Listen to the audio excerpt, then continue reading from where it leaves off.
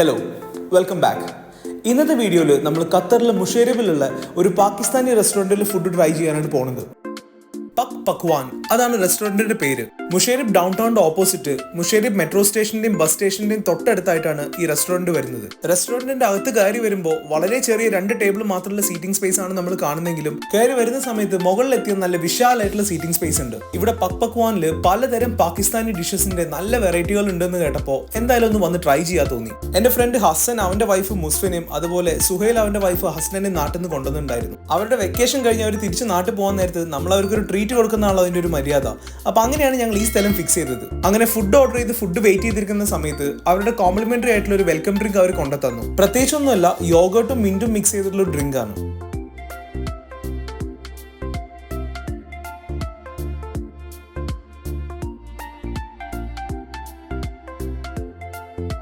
അങ്ങനെ കുറച്ച് നേരത്തെ കാത്തിരിപ്പിന് ശേഷം നമ്മൾ ഓർഡർ ചെയ്ത് നമ്മുടെ ഫുഡ് ഐറ്റംസ് എത്തിയിട്ടുണ്ട്. നമ്മൾ ഓർഡർ ചെയ്തത് chicken masala Sajji, chicken namkeen Sajji, chicken makhani Sajji, ഈ 3 ഡിഷസ് ആണ്. ഇവരുടെ മെനുവിലുള്ള ഒരുവിധം ഫുഡിനൊക്കെ നല്ല അഭിപ്രായമാണെങ്കിലും പലരും റെക്കമെൻഡ് ചെയ്തൊരു സംഗതി ഇവിടുത്തെ ചിക്കൻ മഖ്നി സജ്ജിയാണ്. സംഗതി കാണുന്ന പോലെയല്ല, നല്ല ക്വാണ്ടിറ്റിയിലാണ് ഇത് റൈസ് ഉള്ളത്. ഞങ്ങൾ ഇത്ര പേര് കഴിച്ചിട്ടും റൈസ് ഒരുപാട് ബാക്കിയായി. എന്റെ അഭിപ്രായത്തിൽ നിങ്ങളിവിടെ വരുന്ന സമയത്ത് 1:3 എന്നുള്ള റേഷ്യോ വെച്ച് ഓർഡർ ചെയ്യുന്നതാവും നന്നാവുക. അല്ലാന്നുണ്ടെങ്കിൽ വെറുതെ ഒരുപാട് റൈസ് ബാക്കിയാവും.